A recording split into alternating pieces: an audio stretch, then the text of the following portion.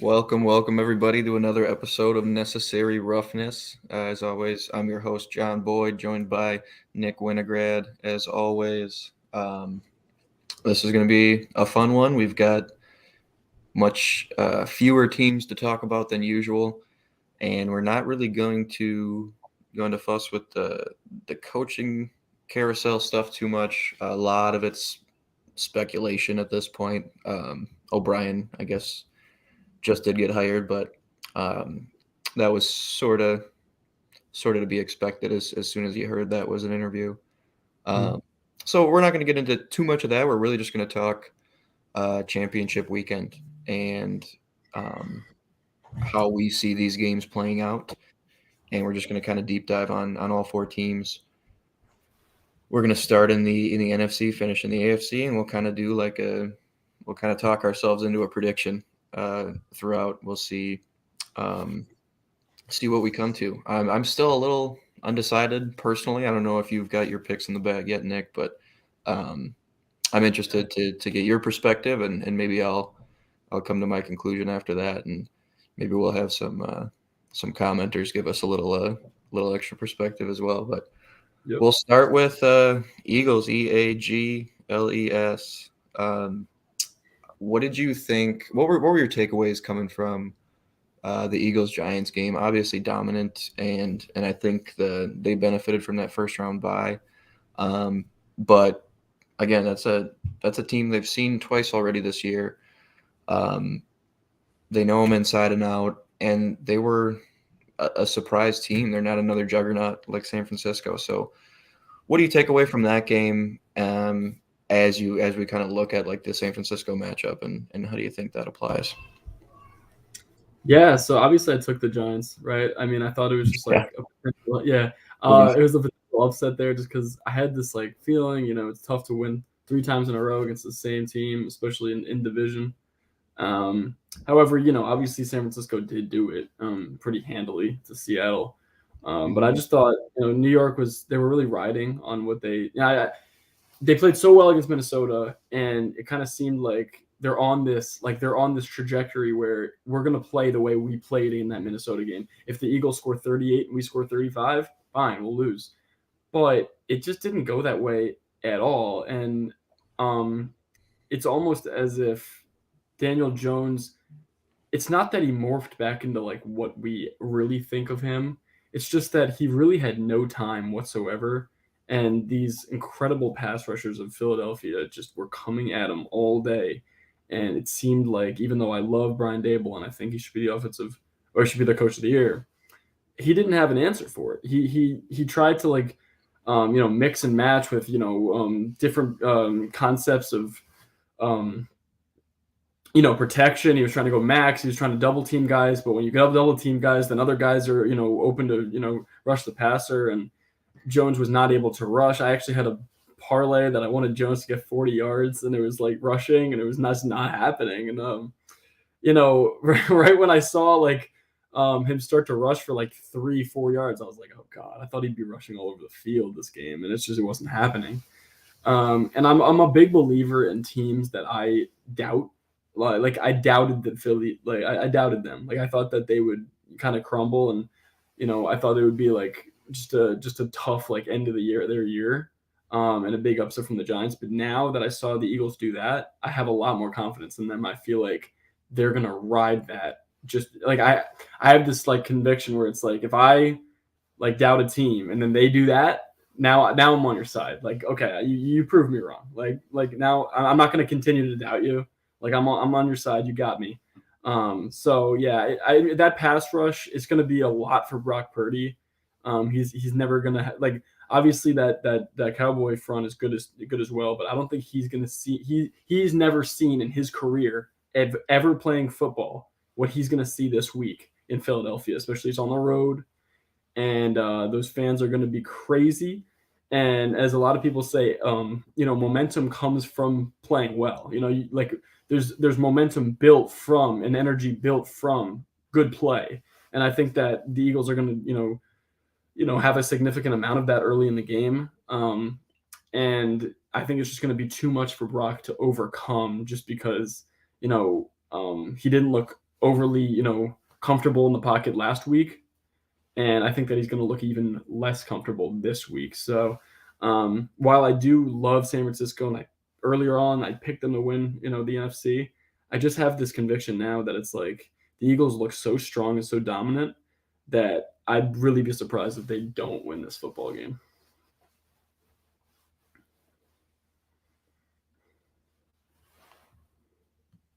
John, you're on mute. Good catch.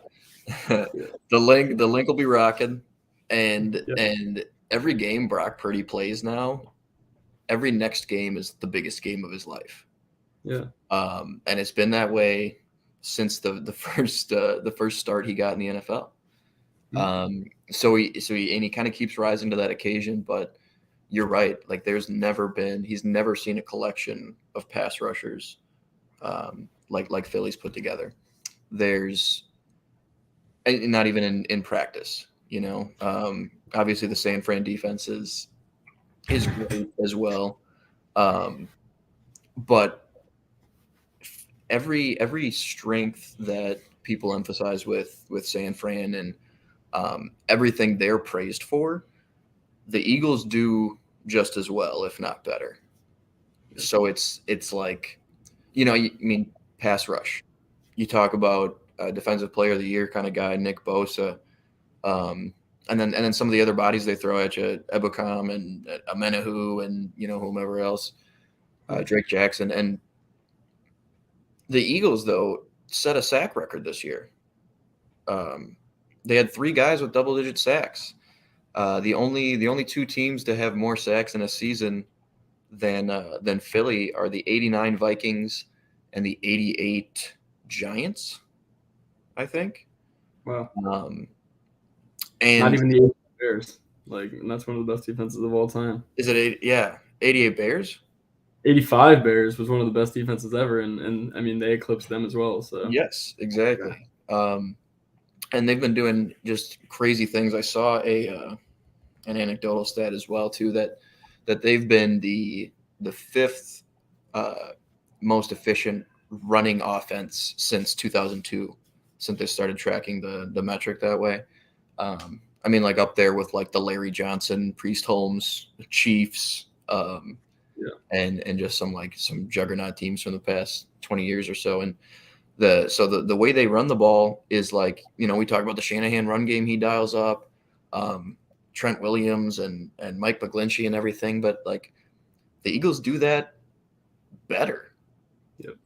And it's probably the only team that does. It's just such a it's just such a heavyweight fight that I could see it going either way. But if there's gonna be, you kind of talked me into from the Brock aspect. He's gonna be, if he gets flustered early, it could go downhill. And I don't think the Eagles are going to put the brakes on if they get out to an early lead. It just basically just like the Giant game. I mean, they were saying early on, if they get off to a lead, that's going to be trouble. Some games in certain situations like Kansas City, you can get off to a bit of a slow start, go down, 14-0, 10-0, but it's not the end of the world. You can score quickly and all of a sudden it's a 1-score game.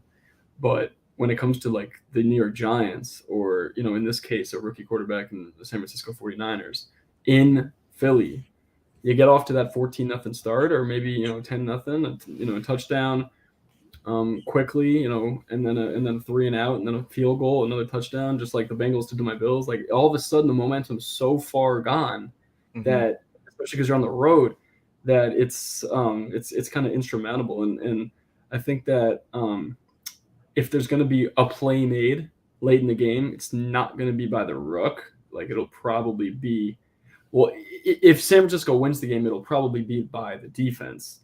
But if it's going to be somebody on the offense, it'll be, Jalen Hurts and AJ Brown and Dallas Goedert, who's just had an incredible breakout season this year, by the way. But yeah, so if it's going to be somebody that makes that play at the end of the game, and if it comes down to the end of the game, I just trust Philly's guys a little more offensively, especially because, this is San Francisco's first away game in the playoffs. And yeah, I just don't think that they've dealt with what Philly's bringing. They're coming right now. They're really playing with a lot of confidence, and I think that they kind of feel disrespected. That a lot of people kind of have written them off. Like, we're the 1 seed. We've done all this defensively. Like, we have one of the best offensive like quarterbacks in football, AJ Brown's, Devontae Smith, right? And I feel like a lot of people wrote him off just because the end of the year was a little shaky, and I think they felt disrespected by that. And I think they're coming like they just completely shocked me against the Giants. I thought that would be very, very close, and it just wasn't. Yeah, it's such a loaded group, and you talked about like Daniel Jones being under the over under for rushing yards. Like, Yeah. what San Francisco tries to do is get their playmakers out in space and get them into the open field. And what the Eagles do really well is tackle in the open field. They fly to the ball. They're just a really fast group. C.J. Gardner-Johnson, like Darius Slay and James Bradbury are pretty solid tackling corners. They play physical. Those safeties play pretty downhill. T.J. Edwards has had a huge breakout year at off-ball linebacker. And then where I think the real disadvantage might be for San Francisco, because that could be a coin flip. Debo and CMC out on the edge against a good tackling group, that could go either way. Sometimes you could break a few as well. But I think the real disadvantage might come from like the offensive interior of San Francisco, because I think Trent and Mike McGlinchey will hold up pretty well against Graham, Sweat on the edge. But it might be that interior group that struggles both in the run game, moving guys like Linval Joseph in the middle, and with those interior guys getting pressure up the middle. It's just where they're a little shakier. Jake Brendel's been starting at center. It's just not as solid as those tackles. So that might be somewhere they try to take some advantage. But I think they just match up really well. Philly does defensively against San Francisco. And I think that's something we've honed in on a lot as sort of a advantage Philly. But let's talk a little bit like on the other side of the ball. How do you feel about this San Francisco defense, which has been a phenomenal group, contending with the Eagles offense and what they bring to the table?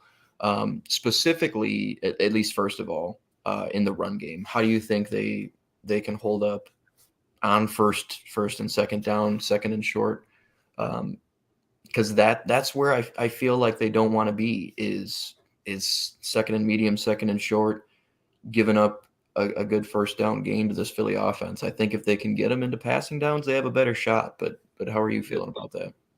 Well, yeah, as you said, if they can get them into passing downs and we're 3rd and 7, 3rd and 8, then you have that Nick Bosa, X factor where he can swim move, power move, whatever he does, and get to the quarterback. And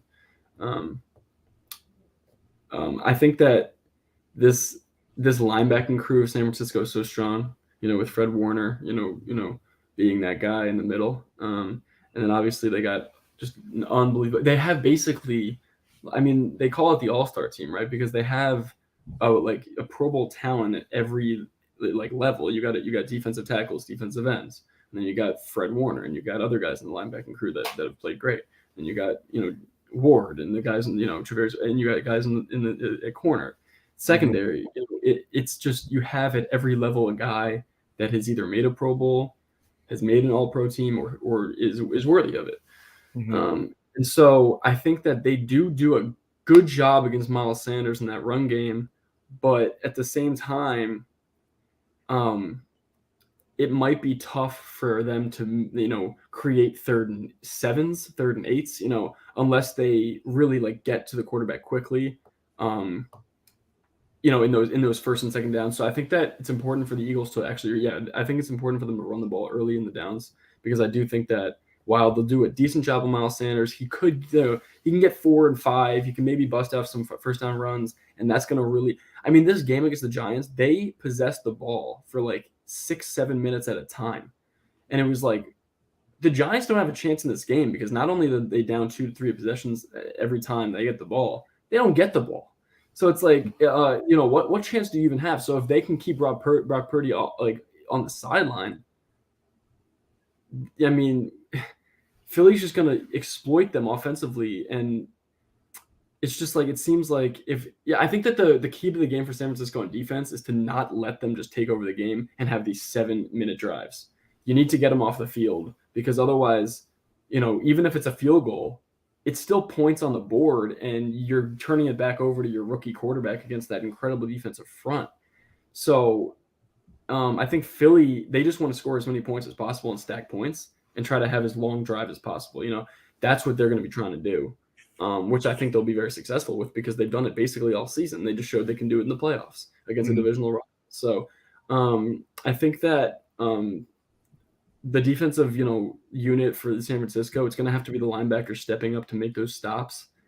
Making their tackles, can't be missing tackles. But yeah, I think that while they will play well, I mean, they're not going to all of a sudden just like be the Bills and just like miss every tackle possible, right? They're not going to do that. But I mean, I think that I think Miles Sanders still has a decent game because he's just been on a tear recently. He really has, and I wouldn't be surprised if maybe Boston Scott, gets in the end zone again, So yeah, I think that overall that San Francisco unit is going to do really well because they always do.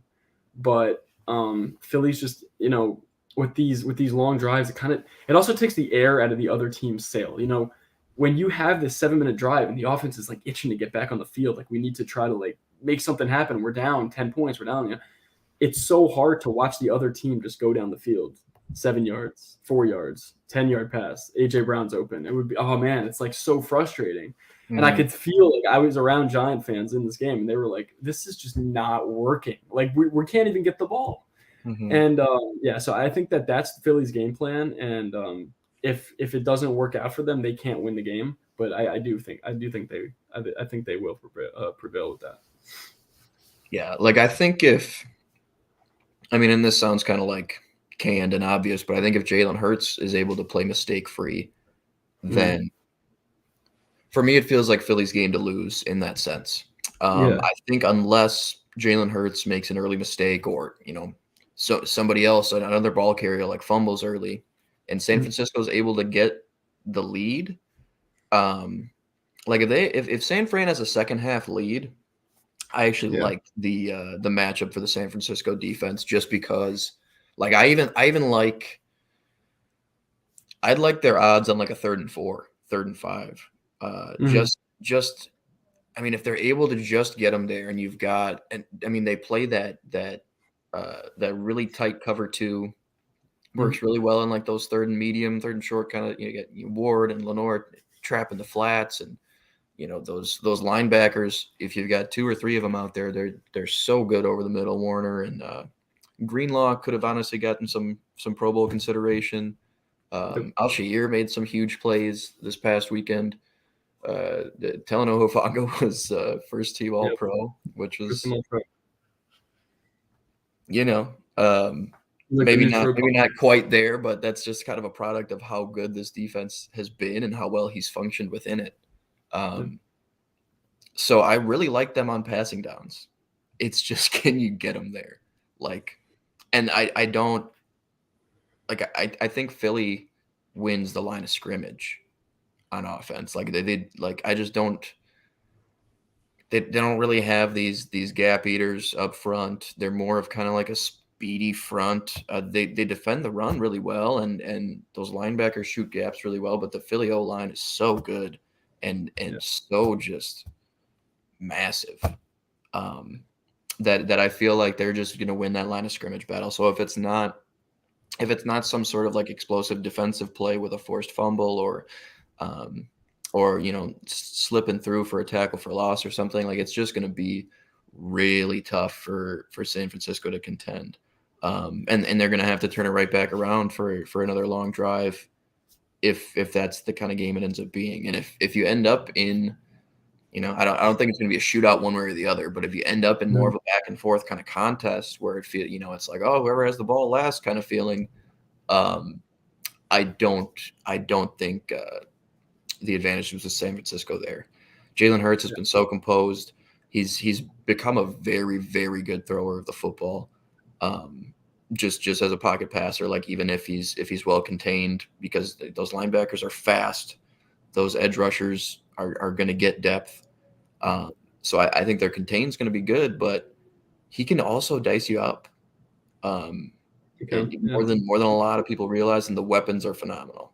I think on the boundary is where they'll find some success if you get Devontae Smith and on like those slot fades that he's been so effective on, and Hurts has been so great throwing. If you get AJ Brown, because Charvarius Ward is going to be wanting the one-on-one with AJ Brown, and he's going to be punching him at the line of scrimmage, and that's going to be a feisty matchup. That's going to be really fun to see. But if you get a one-on-one with AJ on the boundary, I think that's where you want to go.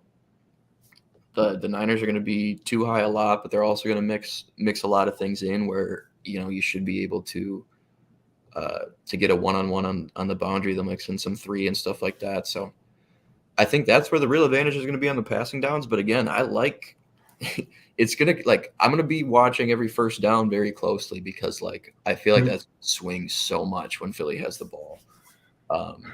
Because if they're able to just dictate the tempo and run the football, Philly by 2 scores. It's tougher to picture them losing than it is San Fran right now. Right. Yeah. That's kind of where I'm at. Right. And as you said, Philly is gonna, probably win the line of scrimmage game. And I'm trying to think, all season, have they lost the line of scrimmage game once? I don't think they have. No. They don't do that. So if you think about that, it's like, why shouldn't they? I mean, if they've done it every single game this year. Well, and a good example of something similar matchup wise on the offensive front is what they did to the Vikings. The Vikings have 2 Pro Bowl caliber tackles, and they're very suspect guard to guard. Yeah, they were pretty thoroughly dominated by that Philly front, and Jonathan Gannon has been a ballsier play caller this year, for lack of a better descriptor. He's been mixing it up a little bit more. He was just dogged in the media for not blitzing enough last year, and he's dialed it up this year a little bit more. So yeah, I think that more talent and more ability to do things with your players gives you more confidence to do something like that, because that Hassan is going to get home. You don't know that the guy that you had before they had Hassan Reddick, you don't know if he's going to get there. So I'm not going to send a blitz, because if he doesn't, then somebody's going to be wide open. But if you have the confidence in a guy like Hassan Reddick or any of these studs that's on that defense to get there, then you call it. You have confidence in them. Well, how about the Bradbury addition? That's got to give you confidence too, to blitz. Yeah, I think the last point is, who's going to guard Dallas Goedert and who's going to guard George Kittle? I think it's going to be a fun, tight end matchup. I think Goddard's peaking right now, right at the right time. Kittle's always, he's tight end 2 behind Kelsey. But yeah, I think that it's going to be really fun for the tight ends in this game.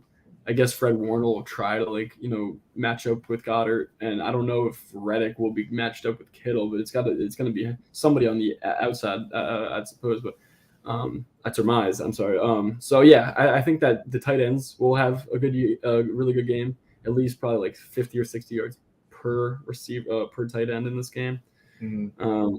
So yeah, I'm definitely gonna be watching the tight ends. I think that it's going to be a good tight end matchup in this game. Yeah, definitely 2. I mean, Kittle's 1B for sure. Yeah, like you were saying with Kelsey, but Goddard's too often left out of that next tier conversation when you start talking to Andrews, Waller, Hawkinson. That's right where Goddard's at.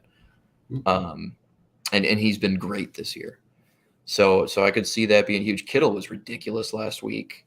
And that's going to be pretty safety blanket. And the Shanahan offense is going to try to keep him grounded, keeping his eyes forward, letting him just step up and throw it over the middle. And that's probably where you're going to want to attack the Philly defense. But yeah, I could see it being a huge tight end game, and especially for San Francisco on the outside, I think they're going to have a tough time winning on the boundary, kind of the opposite of Philly. It's going to be difficult with Slay and Bradbury on the outside. When you're talking about whether it's Debo or Ayuk, um, with those reps. So you probably are going to see a lot of Kittle, a lot of McCaffrey, um, a lot of Debo over the middle of the field, I'd think. Yeah. So yeah, I could see them funneling a lot of touches to Kittle, and they might have to get a You little know, bit creative too. you know what's interesting is last season San Fran lost in the championship game, and Cincinnati lost in the Super Bowl. And as of right now, at 8:28 my time, I have both of those teams losing in the same round this year again. So I think That's that's funny. interesting. And that would be, I mean, that would be such a tough pill to swallow for both of those teams, I think. But Mm, I mean, I think it looks pretty, it looks pretty surmisable. I mean, I think that Cincinnati wins this week, and I think that Philly wins this week. So yeah, um, that would suck, to basically have the same season twice in a row yeah, and lose at the same time. Um, but still two really really good teams, and I think that a Super Bowl matchup between those two teams would be pretty fun. yeah, definitely. That would be that would be a really really good test of Burrow's time to throw. he's Yeah. been Oh my god. he's Yeah. been like sub 2.5. He's been like I think second fastest on the behind Tom I Brady. think you have to go down to 118, maybe 19. Yeah, man, especially with some of those O line Yeah. injuries. Yeah. But no, that'd be a fun matchup for sure. I think what's great about right now is I think it's the four best teams that are left. Yes. Yes. Yep. Um, and that like it's not always the case. Like sometimes there's a 2017 Jags playing the Patriots, and you're like, okay, Yep. let's get it over with. Um, but this is I mean, fifth straight for Kansas City. The Niners have been here. Yep. It's like every other year they're in an NFC Championship or they're close. No. They're always in the playoffs. Eagles obviously won it in 2017, and um, they just kind of did a little Howie reset, and now they're kind of back right there. Yep. And then the Bengals are back again from last year. Three of these teams were in the Final Four last year. Um, so that's what's fun about it. Like any of these matchups, I'd be stoked about. I want to see all these teams play. Um, Absolutely. but I think we're kind of both on Eagles right now. Yeah. Right now, I'd love to. It's I'd so love to disagree, but right, exactly. I'd It's love so to. I'd love to, I'd love to contradict you and say San Francisco, but it's just like we're putting it together, and it's like I can't. Why? that's what I mean. Like I think they're both so good that Yep. I'm not going to be definitive really one way or the other. But again, what it comes down to for me is it's more difficult to picture Philadelphia losing after watching what they did this past weekend than it is to picture San Francisco losing. A lot of it has to do with Brock Purdy. A lot of it has to do with the vertical passing game and how a little bit limited that they're going to have to be with their play calling. And on top of that, the pressure that's going to be on the quarterback is two biggest factors for me. Let's talk a little bit of AFC. Who day? Um, this is a team that obviously took a lot of people by surprise last year and is still like up until the Bills game, I feel like we're still a lot of people's underdog. Yeah. Um, Now that's flipped a little bit, like from the national lens, it seems like. Now a lot of people are kind of there, but early in the season, a lot of people were predicting regression. Yep. Um, not a lot of people had them here in this round. I mean, for a lot of people, it was Bills Chiefs pretty definitively, and then maybe Chargers for some people. Yep. Um, and then the Bengals were a little bit of an afterthought for some reason. I think it's because they were such an unexpected AFC champion last year. And the thing is, then they played a hell of a game in the Super Bowl, and they were, I mean, a couple plays away from winning that thing. Yep. And I think a lot of people last year was a first year head coach, Zach Taylor. Not a lot of people took him particularly seriously, and the staff he's put together has been phenomenal. Anarumo calling that defense has been phenomenal. Um, So, and it's a great roster. Like every starter they have, you could probably argue is a little underrated, except for like maybe Chase, like and the offensive line. But you think about T. Higgins and Tyler Boyd, like some people don't realize how good those guys are as a compliment to Jamar Chase. I think up until like this past weekend, a lot of people were underrating Joe Burrow. Like throughout the course of the season, a lot of people were just a little bit like. And then you talk about everybody on the defense: Chidobe Awuzie at corner, Jermaine Pratt and Logan Wilson at linebacker have been amazing. Sam Hubbard and Trey Hendrickson on the edge. DJ Reader, one of the best noses in football. Like it's just like it's kind of a bunch of Mike Hilton, Mike man. Hilton. Mike Hilton, Jesus, I mean, how many? 5'9", and he was just putting his body on the line. He's He didn't Antoine care. Winfield reincarnate, dude. Like he was so He- he was so good. You see him on those nickel fire blitzes, like man, dude, he's great for them. Eli Apple's fine. A lot of people think he's like dog shit, but he's the fine. thing about Eli is that he understands the scheme. He knows the system. Yeah, he's very functional. He might not be the best talent wise. Like you put a Devontae Adams on him. He probably loses that, but he might not stack up talent wise. But he knows the scheme, and that's why this is a team that's in the AFC Championship for 2 straight seasons. And why would they have a dog shit cornerback? Like they don't. He's just on a good defense. Yeah, like it doesn't make sense to think that he's not great. Like he really, really understands the scheme. Like he knows it. He studied it, and Zach Taylor trusts him in that defense. Maybe he gets beat over the top by somebody one time. Okay, fine, but like he's not. It's not going to happen throughout the entirety of the game to where the Bengals don't have a chance to win the game. Especially with how well the other parts of the defense play. Sometimes they bail him out maybe because he got beat, but Hendrickson's in there for a sack.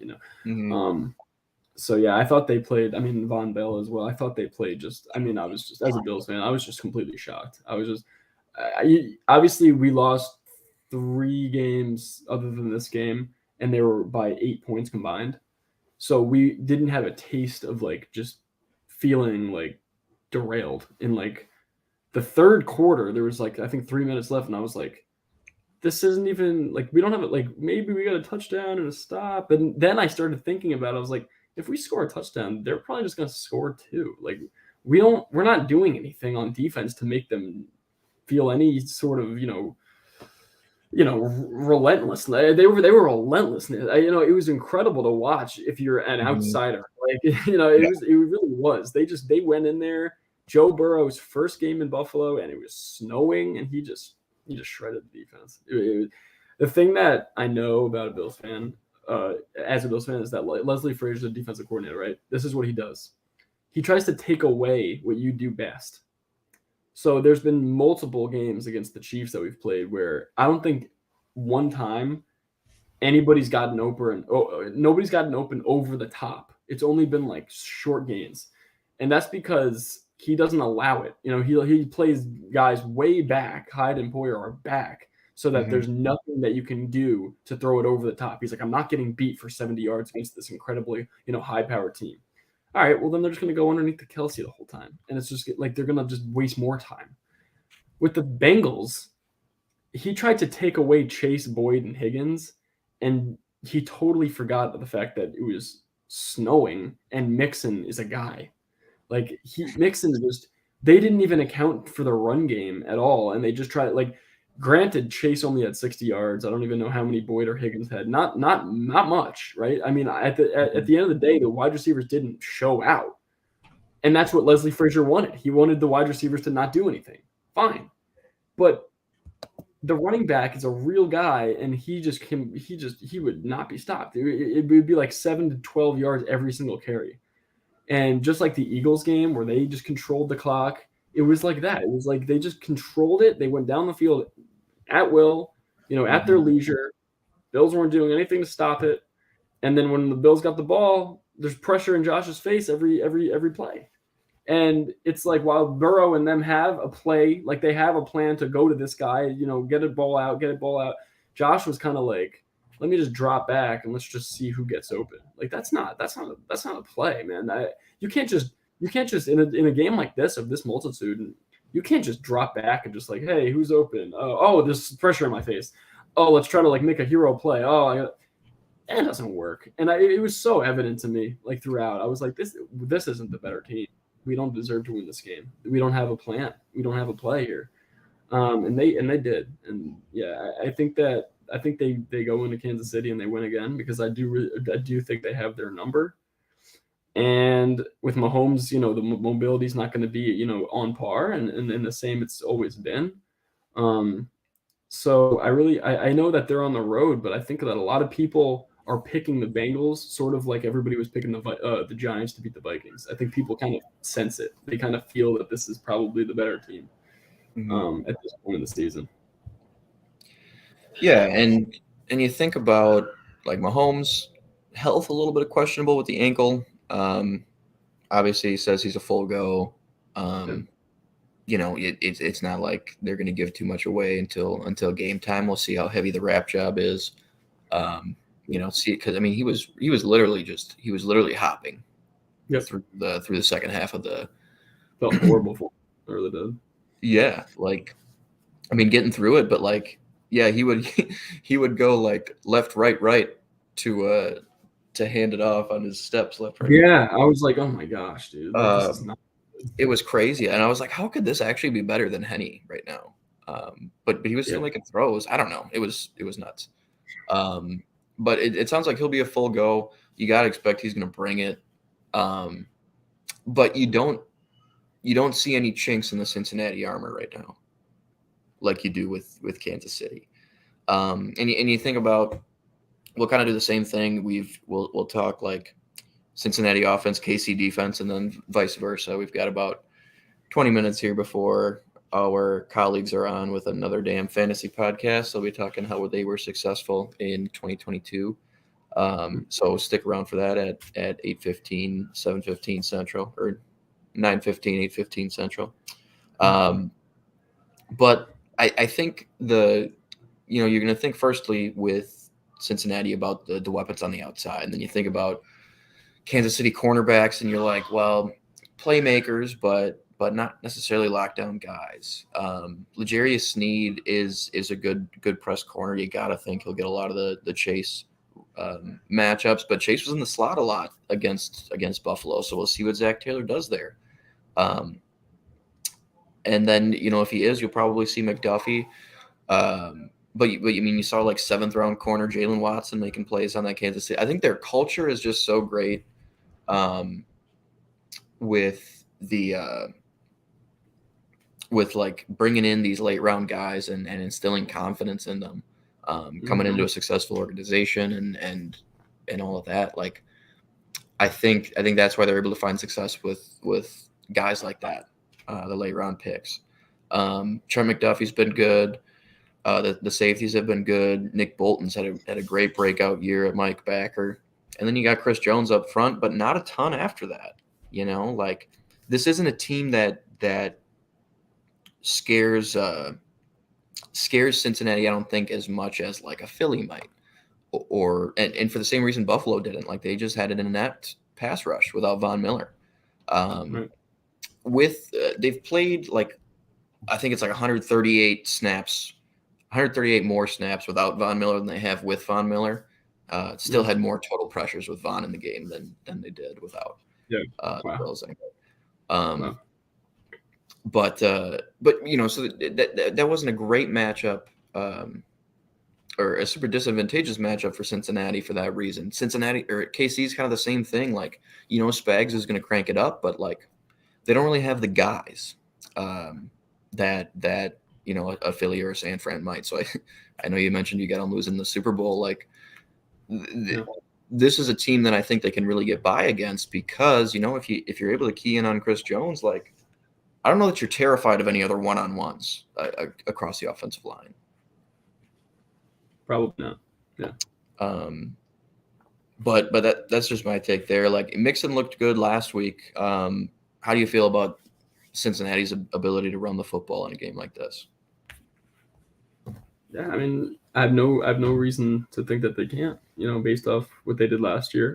Yeah, sure, last year, and even in the playoffs in the game against Kansas City, and this year. I mean, last week even you went off. I mean, in the Baltimore game, probably should have gotten more carries. Mhm. He's been as I said with Goddard peaking at the right time. Mixon is doing that. And I think that right at this time last year, he was the guy late in that game. Burrow would make some throws, but they had Chase locked up. There was no like big completions like you saw all season, and it was like, hey Mixon, like you're gonna have to carry the load now, and he completely did. There was that Mhm. overtime where Mahomes threw the pick, and Mixon had like all of the yards to get down to where they had to kick the field goal to win it. He had Mhm. like basically the entire load. So I think that I don't think that Kansas City does anything that scares Cincinnati. I think that they're 3-0 against them, and I think that they're not intimidated anymore. I don't know if they ever were. Probably not. That's why they're 3-0. But I Mhm. think that they just do so many things that Kansas City kind of can't.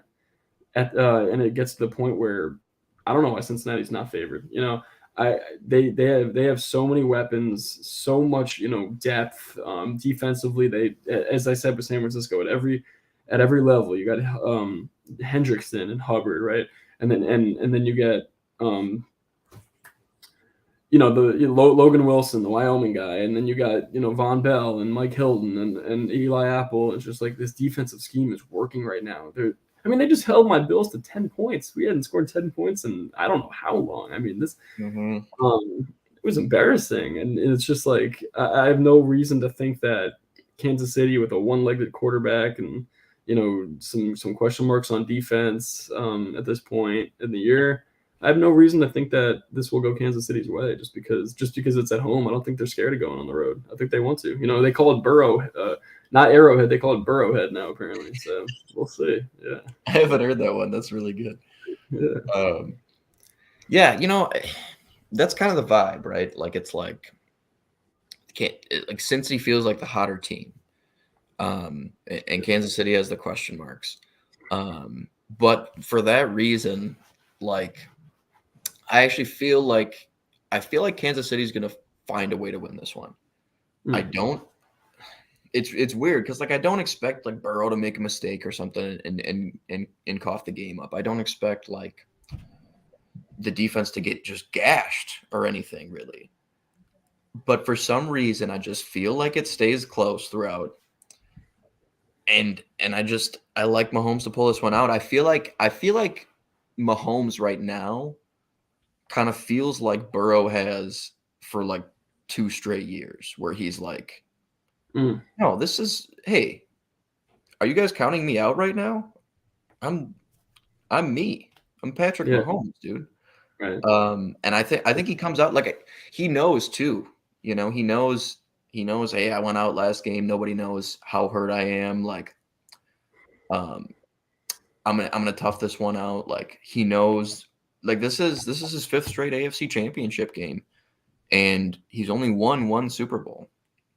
yeah. Like it's like I think he feels like he's got to have this game. Like I think this means a lot to him, and I think this means a lot to the Chiefs.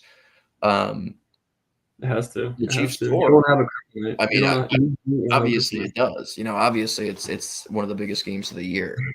But beyond that, I think it's a little extra. And I think for the Easy. first time this is the first time in Patrick Mahomes' career he's actually been a Vegas underdog at home in the playoffs. Easy. Oh, Yeah. wow. Um, Um, the second way time you're in his whole saying, career, regular season or playoffs, he's been a home underdog. Like I don't know. I think he's pissed. I'd be pissed. I the was way an you're saying, the way you're saying, like he really wants this one, right? This one means extra. Of course, for any other team, it would be like, yeah, I mean, it's the AFC Championship game. Of course, it means extra. But it's almost like for the Chiefs, it's like you kind of pick, oh, that AFC Championship game. We'll go to Yeah. the next one. We're gonna They're try there that. every year. You know, Yeah. 2024. Oh, we tried that year. We won that one. In 2025, we had let the Jags get that one. It's like they like don't.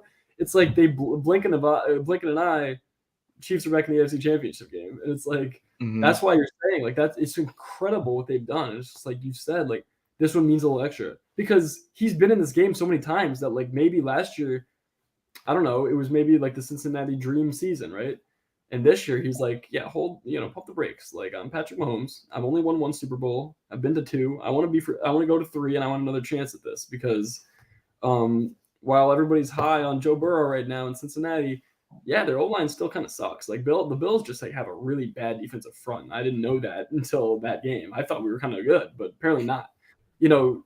Kansas City definitely has a better defensive front. And they got Frank Clark and they got Chris Jones, and they got guys. So You kid, Carl yeah, Adams. yeah. So this game really could go either way. I think that it'll be like 17 all, maybe in the third quarter, something like that. But yeah, as they're saying, like if they can keep it close, which they probably will. I mean, Kansas City doesn't really get blown out. Then yeah, in that case, I think that there's a decent chance that Kansas City can pull it out. Why not? They're at home. Yeah, I think Trevor's on KC this weekend. Yeah, I think so. That's gonna be my pick. I just feel like it's like it feels like the Brady Patriots, where it's like everybody's gonna start to gravitate to like the new shiny team. Mm. And Casey's just gonna still be there, and the Peyton Manning Colts might get a couple, Steelers might get a couple. Oh, Brady got hurt one year. All right, somebody else can have this one, but I don't think it's ever gonna be a situation where the Chiefs are like at all counted out, and I don't think that's the case here. But I think people might be overcorrecting a little bit. Like it's like, all right, yeah, let's get the Chiefs out of here. Like I don't think the Bengals necessarily have the mantle yet. Like I think, and I think that's kind of where Patrick Mahomes and the Chiefs and Andy Reid and Kelsey and everyone who's been there for a while. It's like no, like we're still that team. We're still the one. The game's still in Kansas City for a reason. The game's still in Kansas City. Did everyone forget that, guys? So I think that's the way they come out and play, and I think it's again, like you said, I think it's close late, but I don't know. I just think they show up, and I think I think they may have practiced most of the season to avoid like the Jamar Chase yak effect that killed him last season. So again, they don't have the playmakers Cincinnati has on the offensive side. They don't have as deep of a group on the defense, but they have a defensive coordinator who always calls his best ball late in the season. They've got a couple studs on that defense, couple young hungry guys, and they've got Mahomes and Kelsey. So I'm just going to trust that connection down the stretch. And I think they squeak it out, 27-24. With the new overtime rules, we haven't got an overtime game. Oh yeah, maybe it goes to OT and it's 40. We haven't even had a playoff overtime game yet. Yeah, come on. Yeah, and the Bills didn't even get their recompense. We didn't even, yeah. So yeah, I mean, either this or the Eagle game or the Super Bowl. I want one overtime game. I want to see the quarterbacks go back and forth, touchdown Mahomes, touchdown Burrow. That'd be great in overtime. But let's do that. That's actually my new. Yeah, that's what we're here to see. I mean, that'd be cool to see an overtime game, man. We haven't gotten one yet. The problem with what you're saying with the Chiefs is that it kind of seems like more like I'm hoping for like some Mahomes magic, while the Bengals have like a solid foundation. Oh, it's all like vibes. You know what I'm talking about? Yeah, it's like Spags. Yeah, he absolutely like brings it at the end of the year. He does his best work. But then you got Lou with the Bengals, he's been doing it all season. He's just solid. You're not getting past Lou. And it's like Zach Taylor. These guys now trust him. He's a second-year head coach, and they completely trust him. I was listening to like the mic'd up of the Bills game, And like these Bengals guys don't call him coach. Like they just call him Zach. They're just like, hey Zach, I got you on this one, man. I got you. Like he's just like one of their guys. He's not, hey coach, I got you. No. Like no, that's just awesome. call him Zach. You know, very very comfortable with him. They completely bought into him. And yeah, it's like I think that the Bengals are just they're like ironclad. You know, they have this like strong foundation where it's like they should win the football game. The only way the Chiefs win it, there's some Mahomes magic that he pulls off, and you know, at the end of the day, you're looking on Monday and you're like, the Chiefs, man, like they just did it again, you know. Mm-hmm. But unless that happens, it should be. I mean, I'm just saying it should be. I'm taking the safe pick. I'm saying it should be the Cincinnati Bengals, just because I think they have less holes and a stronger overall team. Yeah, and I agree that they should win, but again, I'm gonna ride the vibes. I'll go with KC. We'll at least get one opposite pick that we can talk about next week. But I think it's similar to Philly, where it's sort of their game to lose, which is weird. They're going into Arrowhead, but again, I think that the Spagnuolo defense keeps them in it.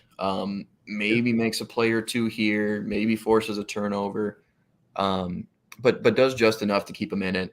And I think it's close late, and then we see a little magic. So yeah, I just hope that for the Chiefs' sake, I hope that Spags doesn't get too desperate maybe with one of the calls late in the game because they're maybe down. You know what I mean? There like, was that.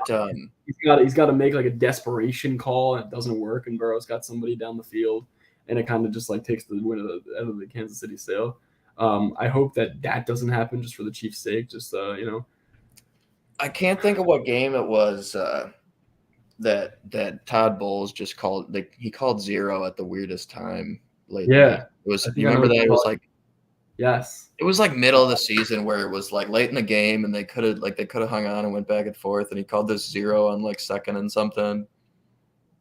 And you get desperate, and it's like I got to make a play now, and it's like, desperate, feeling like he had to overcompensate for the maybe the menial talent, had to overcompensate with like.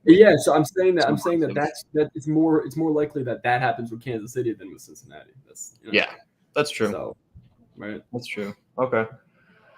Yeah, I like that take too. It's going to be so close. I think they're both going to be awesome games. I'm just hoping for good close ones that we didn't really get last week. As a football fan, it's all you can ask for because it's the best 4 teams left. You know, you don't want to, I mean, I love them, but like you don't want a Trevor Lawrence in Jacksonville because I just feel like they're not really there yet. You don't want to see, Justin Herbert and the Chargers because they're just going to do what they do. Like you don't want to see that. You want to see these guys go at it again because they have such a kryptonite, feel of Joe Burrow's got Mahomes' number, but he's Patrick Mahomes and he's the MVP.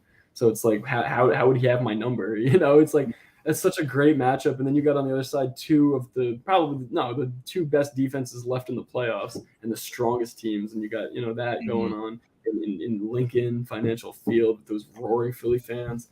What else can you ask for, man? I'm sitting on Sunday, whenever the first game is to the end of the last game. I'm just sitting there. I'm not moving. Like, no way. So I'm very excited for these 2 games for sure. Yeah, man, it's gonna be a good day. Good football. Again, all you can ask for. And now both of us are just objective NFL fans. We don't even have a horse in the race anymore. So, we can just enjoy the football we've got. And then next week, Pro Bowl week, we'll be able to dive into a bunch of the off-season minutia, rumor mill, coaching carousel, all that jazz, which also a fun time of year. So. You don't want to talk about the passing challenges? Yeah, I'll up the all 22 on the passing challenges. We'll break that down. We'll have clips from that. Yeah, thanks for sticking around with us, everybody. This has been Necessary Roughness, brought to you by Stadium Rant. Stick around, don't go anywhere. On this channel in just a few minutes, we've got ADP, another damn fantasy podcast hosted by our lovely colleague, Trevor Steinbacher, and he will be telling you all about this 2022 season, talking a little bit about the next one, and those guys do great work. So give them some love, like, comment, subscribe to this video if you liked the football chatter. That'll help us out a lot, as you can imagine. And we will be back next week, probably Tuesday. Yep. And we'll be talking these games, see how our predictions turned out, and then we'll have a Super Bowl matchup to break down a little bit. But again, we've got a bunch of off-season rumors and stuff like that to talk about. So join us next week, and we will see you then. Thanks again, guys. Nick, take it easy. Good talking to you, man. Yep.